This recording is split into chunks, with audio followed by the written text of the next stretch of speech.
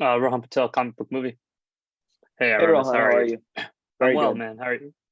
I loved your work as the Red Dagger. That was a Thank you. really cool entrance. I was also a fan of yours on Into the Badlands. So, like, did your action experience on that sort of help you when you like stepped into Miss Marvel? Oh yeah, 100%. Daniel Wu's I mean, he's like a father figure to me as well as a mentor, not only in acting but also in my martial arts. But yeah, that show brought me close to a skill. Badlands, I'm talking about, brought me Yeah, close to a skill that I never thought I would learn, which is martial arts, wushu.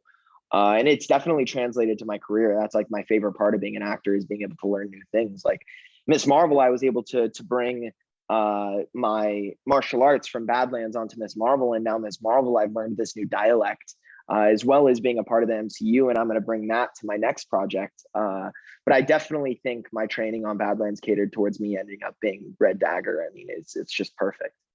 yeah. No, that was perfect casting, and you have such a great chemistry with both Iman and Farhan. And Thank then, like, you. you were talking about Daniel Wu, which is who's a great actor as well. But you're also working with Farhan Akhtar on this, Mm. who is a legend on his own right. So, what was it like just working with him as your sort of father figure on the show and your mentor figure? Yeah, it was great. Farhan is such a lovely man. He's so warm. We didn't spend much time talking about the industry at all. We spent more time talking about our interests and hobbies, and such a down to earth guy, just a consummate professional, and he was amazing to work with. It was very easy to develop chemistry with him, and um, I think also the dynamic between Waleed, who is very much a superior to Red Dagger when it comes to the pecking order of the Red Daggers, but then also having this girl who I'm a bit charmed by, and she's a bit charmed by me, and the banter between us, and watching him kind of field the two, I think created a very interesting dynamic.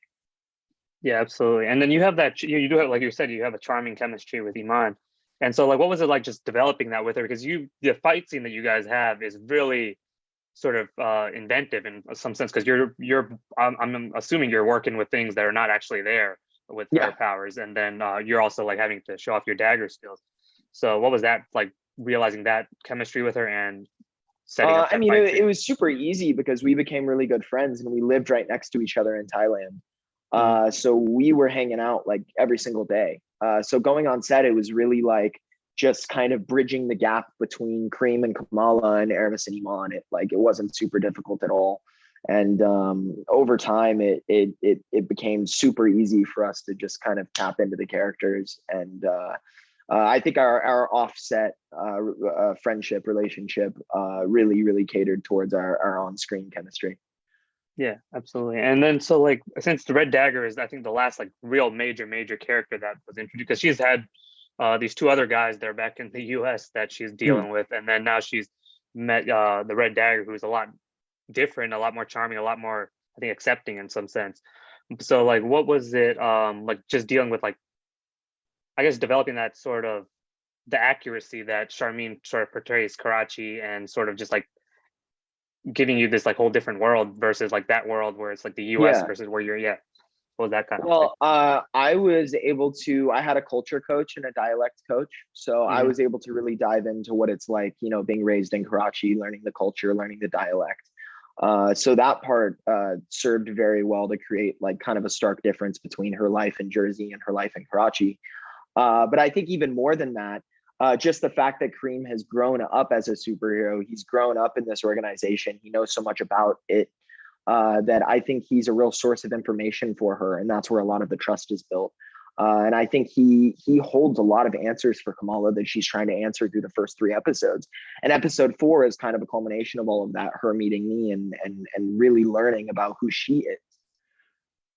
Yeah, absolutely. And then so you have I think the end of episode 4 sends Kamala back to the past. But I'm assuming we're going to see the Red Dagger because she's still in Karachi. So like what can you tell us about what is the Red Dagger's journey now that Waleed is gone and the Red Daggers are without a leader? Yeah, well, I think that it's time for Kareem to step up for sure, as kind of the successor to the Red Dagger throne, in a sense. He's definitely gonna have to take on more responsibility without Waleed, as well as losing his mentor, someone who he had a very personal relationship with. So I think it creates a lot of trials for Kareem, but it's also it's the way Waleed would have wanted to go. It was a very honorable death that he took, and I think Kareem knows that. And every day they dedicate their life to the cause. So, life or death, I think it's worth it for them. Yeah. So and then so like circling back to what you were telling me about the stunt training. So like, what specifically? Because you already had martial arts training on Badlands, and then so what kind of training did you undergo for Miss Marvel and with actual dagger throwing and all that? Well, yeah. So the dagger throwing was something new that I had never done before. I'd never like thrown. I mean, I threw a couple of ninja stars on Badlands, but I never really trained it.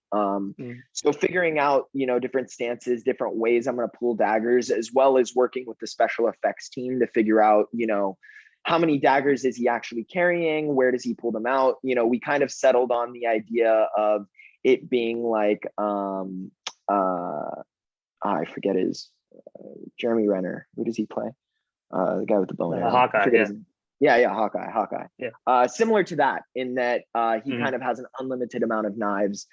Some of them are gag knives. You can kind of pull them from wherever. So there was definitely some training aspect to that, being able to justify where the knife is coming from and how I want to throw it, the different motions. But overall, I think that Red Dagger was really shaped around my abilities. Like I'm a person who's really good with hand-to-hand combat. I'm super agile, I would say, as a martial artist, and I really enjoy groundwork. So that was all very much implemented into Red Dagger. And you see that especially in the Dobie Gott fight. You can tell he likes to be low on the ground or he likes to be hand-to-hand. And we created his fighting style based on my abilities. Awesome. Yeah, no, that really translates, because sometimes you can tell like an actor's acting versus like you can tell with you, it's like he knows what he's doing. So like I really, yeah, for sure. And also like I have an amazing stunt double, Brian Cartaga. He's also my trainer. He's just light years ahead of me in terms of martial arts ability. But I was really lucky that they let me do all of the hand-to-hand combat. All that stuff was me. And I was really happy because, only I can bring the presence of Kareem to the fight, even if, he would do it better. I really wanted to do it myself so that, not only am I creating this character, but I'm also creating a physicality and something that's really new and specific to me. Yeah, absolutely. I mean, man, thank you so much for your time, Aramis. I really appreciate thank you, it. Rohan. I can't wait to see Appreciate more. it. Thank you.